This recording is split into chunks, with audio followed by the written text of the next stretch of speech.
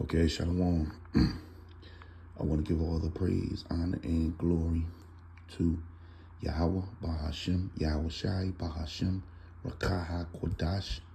Double honor to the elders of Great Millstone who told me this truth.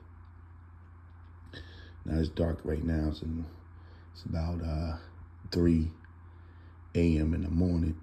I'm doing this recording. That's why it's all black. So Salakia, that there's no still, no image or anything. You know, I'm in my front room. The spirit jumped on me and said, record this dream I just had so I won't forget it, just in case I doze back off. So this recording is really for myself, so I can remember in the next few hours. Okay, inside this dream, there was a gigantic UPS truck that picked up my wife and I think I have 4 kids. So it picked up 2 of my kids. I think it was 2 of my 2 daughters, and took them to get victuals, for the house because we needed this. I didn't go. I don't know why I didn't go.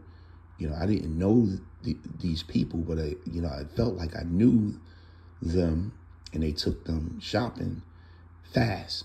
By the time I sat down in my car, they already had dropped the food off.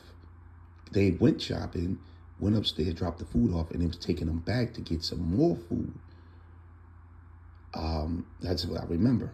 They didn't tell me, but I just knew. So I just let them go, and I sat inside my vehicle.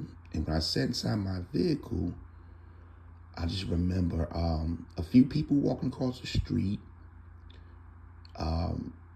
Some Edomites were around. Some Jake was around. The next thing you know, the people just started turning on each other. And I mean, when they started turning, it was just like simple, just arguing about petty stuff. Why did you do this? One elderly couple, I remember the man started going off on his woman because his car wouldn't start after they came out the restaurant. And he would start saying, it's because of you, because of this dinner. Everything is because of you. It's like everybody started complaining to each other. It's because of you. It's because of you. It's because of you. They're just complaining to each other. So they started fighting. So there's one couple started fighting, and the children runs to my car. Now I'm looking at everything. I'm sitting in my car, and they bang on my window for help. And the father of this family, I mean, he was going upside their head, and I could have swore he was pulling out some type of weapon. So the mother run over, she banging, help, help, help.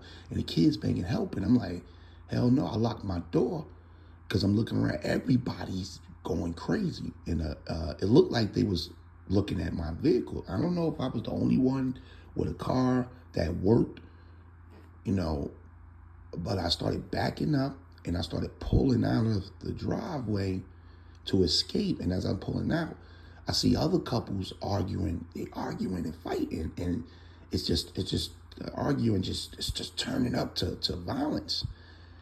And then next thing you know, I'm trying to pull out. So they blocking my car. And then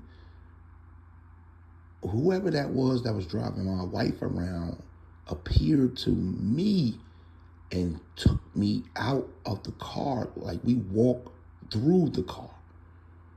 I didn't put the car in park or anything. It just swooped me. I don't know if it just took my spirit. It just took me out, and we ended up in another location, and we started walking. And this location was no fighting, nothing. It was some people in there moving. It looked like a mall. It was really lit. It was light, and we walking. And I remember walking, and I'm carrying, a sandwich. It was a nice, healthy sandwich. I remember, big like a Jersey Mike's, something hefty, and it was hot, and it was for this person. Now this person actually turned into Elder Yashawamba from Dallas, Texas. And that's why I say this had to be an angel. You know, why he was choosing these different faces, I don't know. But, I listen to the elder a lot. I get a lot of, understanding and through the scriptures and stuff, from the, elder there. So it might be why he chose to use his face. So he has his face on. So it looks like the elder Yashawamba. So he said, just carry the sandwich. He said, that's my sandwich. We'll walk. He said, that's my sandwich. He said, your sandwich is inside the truck. And I was looking around. There was some other, Akim with him, and everybody had a sandwich. It was wrapped in this foil. And these were like, big healthy sandwiches. And he was telling like, I was carrying his, but mine's is inside the truck where I guess we were going to. So we walking. And then he started to detail that he knows I have a few, I'm not as healthy as I should be. I got some elements going on in my body, allergies, we try to regulate our blood pressure, any elements we picked up from the world, we come into this thing sick. So he knew it. So he said, he was telling me about my sicknesses, and my elements. And he said, the brothers in Dallas, Texas are suffering sickness too. He said they're suffering elements, including himself. And when he was saying himself, he was pointing at Elder Yashawamba, so I'm assuming he's battling elements too. And then he started telling me about my yoke fella, them Yad in the spirit. He said he knows that them Yad is having serious car trouble and that he has a sickness in his body too. It's like we all got this same sickness. I don't know what brothers have, maybe, the Akim don't even know what they got. But he was saying we all got the same sickness. We're sick. And as he was breaking it down, I knew he was talking about the flesh. Because for some reason, I did salute him. And I remember saluting him saying, Yahweh Bashem Yahushua Brakatah, because he had on, I thought it was Yahshua Wamba at first, but I couldn't touch him. And so I went to pound him. He said, no, he said, it said it was something about uncleanness. I think I was too unclean to touch him. But I remember he said, don't worry about pounding. Don't worry about pounding. But he did salute me. Then he started to detail. This is when it started to get heavy. He started to detail the transition we about to go through. Akim.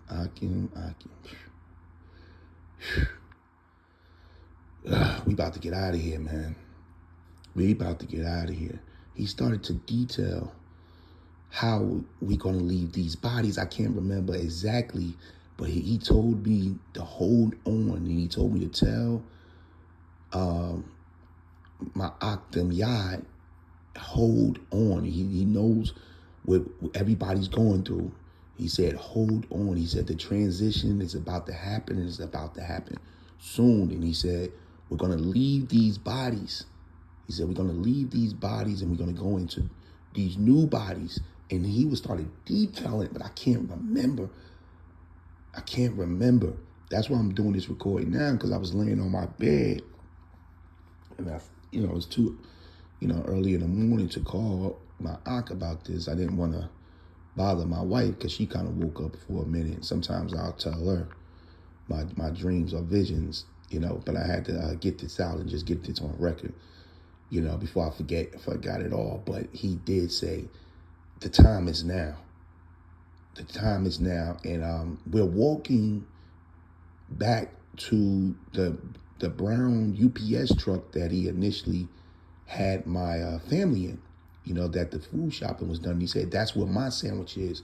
And I take that sandwich as being, the food, the word, man should not live by bread alone.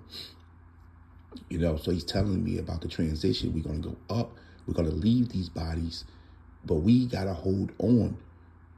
Now as we going back to the truck, all hell is outside, but we're just walking through it right now. I'm just listening. The sandwich is like really, really, really warm. So it's hot, but it's not burning my hand. But it's like, I'm still thinking like, damn, this sandwich ain't going to cool off. This thing is hot. So as I go to passing the sandwich and get to the truck, boom, I wake up. So That's the dream right there, man. I'm tired. You know, we know the scriptures, Joel 2, 28 and 29. You know, Acts 2, I think it's 28. You know, I don't have my scriptures in front of me right now. You know, about the dreams and visions, you know, and we know about the transition of the new bodies that's coming. You know, 1 Thessalonians 4:16, we about to go up to meet our Lord in the air. You know, 1 Corinthians, the 15th chapter, the whole 15th chapter, which details, you know, goes into the resurrection. You know, before you get the bodies, you got to believe in the resurrection, you know, and then it goes into us defeating sin. And that's the chapter I'm going to read later when I get up, because he was detailing these bodies and how they're sick. We all sick, Akim. As y'all know, you know, we all sick. You know, we so sick we can't even touch the angels because he wouldn't let me touch him, you know, or give him a pound, you know, but he did give a salute.